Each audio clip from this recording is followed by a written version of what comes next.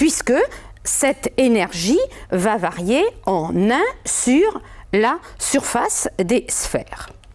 L'énergie réémise par la planète, E', l'énergie réémise par la planète est de la forme sigma E égale sigma T4. Ça, c'est ce qu'on appelle la loi de Stéphane, qui se démontre en thermodynamique. Et T, grand T, c'est la température absolue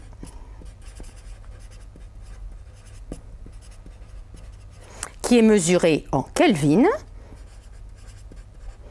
avec la relation T en Kelvin égale petit t usuel en degrés Celsius plus pratiquement 273. Alors maintenant, en première approximation, nous allons supposer que l'énergie reçue est égale à l'énergie réémise. Nous en déduisons immédiatement que T4 égale C sur sigma 1 sur R2. Ou encore que T, si je prends la racine quatrième, égale C sur sigma à la puissance 1 quart, que multiplie 1 sur racine carrée de R. Cette formule est évidemment valable aussi pour la planète Terre. La température, en première approximation, la température absolue de la Terre, C sur sigma à la puissance 1 quart, 1 sur racine carrée de la distance de la Terre au Soleil. Cette distance de la Terre au Soleil est de l'ordre de 1 unité astronomique, on vient de le voir. Donc, on en déduit immédiatement que, en première approximation, la température absolue d'une planète va varier comme température absolue de la Terre sur racine carrée de la distance de la planète au Soleil mesurée en unité astronomique. Et donc, plus les planètes sont éloignées du Soleil, plus leur température va être faible, comme 1 sur racine carrée de leur distance. Alors précisément, quelles sont les distances des planètes au Soleil? Eh bien, on peut, pour simplifier les choses, parler tout d'abord des planètes telluriques, relativement peu éloignées du Soleil, et des planètes géantes plus éloignées du Soleil. Les planètes telluriques, comme la Terre, du mot tellus, terre en latin, sont dans l'ordre de leur distance croissante au Soleil. Mercure, qui est environ à 0,4 unité astronomique du Soleil, puis vient Vénus, la Terre et Mars. Mars, on pourrait dire l'archétype des planètes telluriques. Beaucoup plus loin vont se trouver les planètes géantes, qui sont des objets de plus grande dimension, essentiellement constitués d'hydrogène et d'hélium. Et l'archétype des planètes géantes, c'est un petit peu Saturne, qu'on reconnaît bien avec son bel anneau.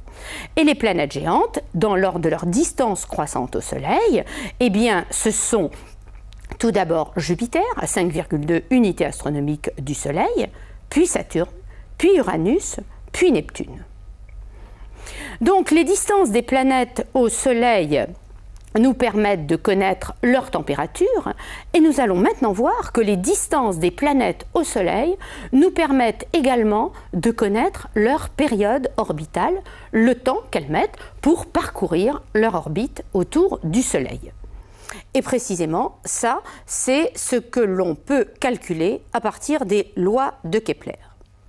Les lois de Kepler, en fait, sont une conséquence de la loi de la gravitation universelle de Newton. Donc, conséquence de la gravitation universelle,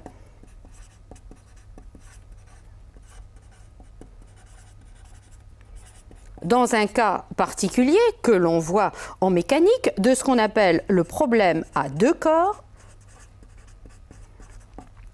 avec un mouvement à force centrale.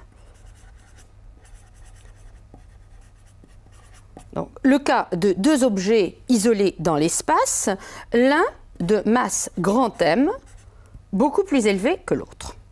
Alors évidemment, ce qu'on va trouver, c'est que le mouvement se fait le long d'une ellipse, selon la loi des airs.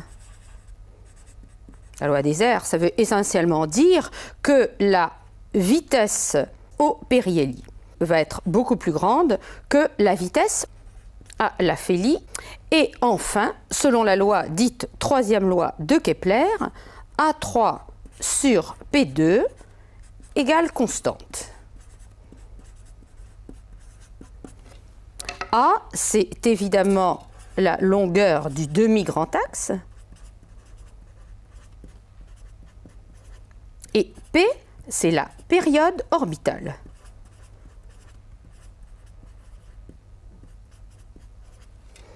Cette constante est égale à Gm sur 4pi au carré, où G est la constante de la gravitation universelle, qui en système international est de l'ordre de 6,67 10 puissance moins 11. M, dans le cas du problème qui nous intéresse pour le système solaire, c'est la masse du Soleil, qui est de l'ordre de 2 10 puissance 30 kg. Alors si au lieu de travailler uniquement en système international, on choisit d'autres unités et on choisit de déterminer, de mesurer la distance au Soleil en unités astronomiques et la période en années, eh bien on peut appliquer évidemment la relation à la Terre avec AT égale une unité astronomique par définition, avec PT égale 1 an. Et on voit immédiatement que la constante, dans le cas des objets qui gravitent autour du système solaire et avec ces unités, est égale à 1. Eh bien, je vous propose un petit exercice d'application à ce propos. Calculer la période orbitale de diverses planètes. Mercure, par exemple.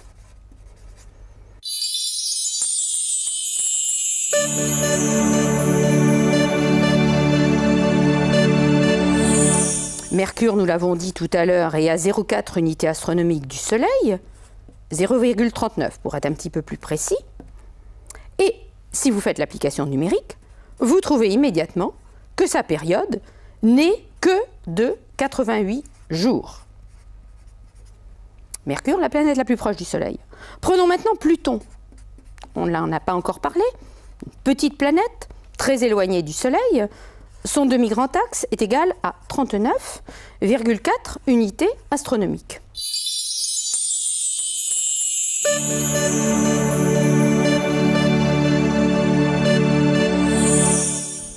Application numérique, pour Pluton, nous pouvons trouver une période orbitale, cette fois-ci considérable, de 248 années. Nous venons donc de mentionner le cas de Pluton et précisément, ça nous amène tout naturellement à parler des petites planètes qu'on appelle encore parfois des astéroïdes. Ces petites planètes sont pour la plupart situées entre l'orbite de Mars et entre celle de Jupiter. Il existe néanmoins des petites planètes plus proches du Soleil qui coupent parfois l'orbite de la Terre, on les appelle géocroiseurs. Il existe également des petites planètes beaucoup plus éloignées du Soleil qui vont se trouver par exemple au-delà de l'orbite d'Uranus ou de Neptune, et Pluton, la plus considérable d'entre elles, en constitue précisément un très bon exemple. Plus loin encore, dans le système solaire, nous avons de toutes petites planètes assez particulières qu'on appelle les comètes.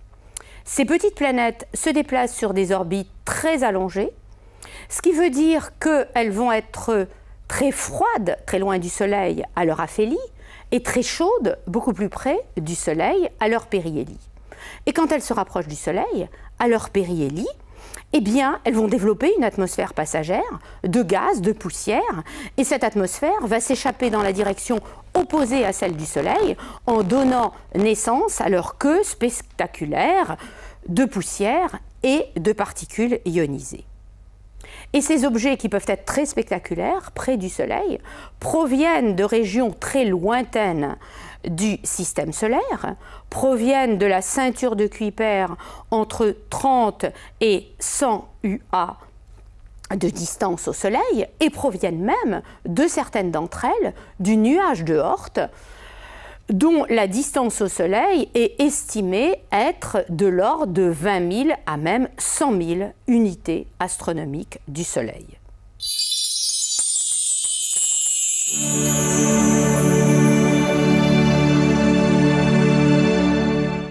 Nous abordons maintenant le second domaine dans l'univers, notre galaxie, avec son cortège d'étoiles et de nébuleuses. Évidemment, il n'existe pas une frontière fixe entre le système solaire et la galaxie. Nous parlions il y a quelques instants de Pluton, la planète la plus éloignée, à 40 unités astronomiques du Soleil. Nous pouvons aussi parler de l'héliosphère, la frontière du vent solaire, qui est à 100 unités astronomiques du Soleil. Et si nous parlons des confins dans lesquels existe encore une influence gravitationnelle du Soleil, eh bien nous allons arriver à 100 000 unités astronomiques avec les objets du nuage de Oort. Alors dès qu'on aborde ces confins du système solaire, dès qu'on aborde la galaxie, on voit que les distances deviennent encore plus considérables et l'unité astronomique, la distance moyenne de la Terre au Soleil, n'est plus vraiment la meilleure unité. On va donc définir de nouvelles unités et tout d'abord l'année de lumière, parce que le temps mis par la lumière pour venir de ces objets se chiffre en années, en dizaines, en centaines d'années de lumière. Ce qu'on appelle l'année de lumière, évidemment, c'est la distance parcourue par la lumière en un an.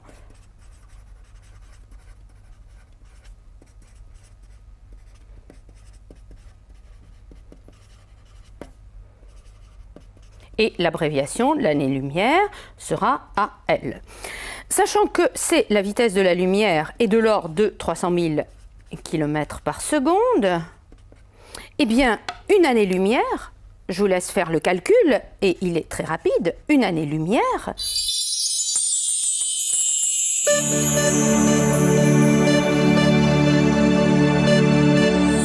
ça va correspondre à 9,46 10 puissance 15 mètres, ou encore, aussi bien, à 63 240 unités astronomiques.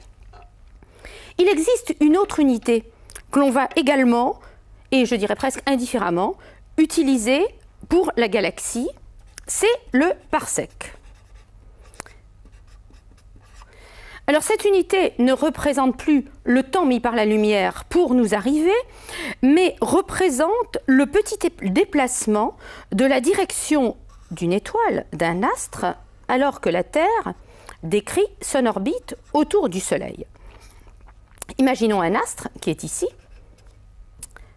Quand la Terre est en T, cet astre nous apparaît sous une certaine direction. 6 mois plus tard, alors que la Terre est en T', l'astre nous apparaît sous une autre direction. Eh bien, c'est sur ce concept que repose la notion de parsec. Le parsec, c'est la distance à laquelle serait un astre dont la parallaxe serait égale à 1 seconde d'arc. Et évidemment, si ça s'appelle parsec, c'est parce que parallaxe, seconde. Alors, qu'est-ce que c'est l'angle de parallaxe?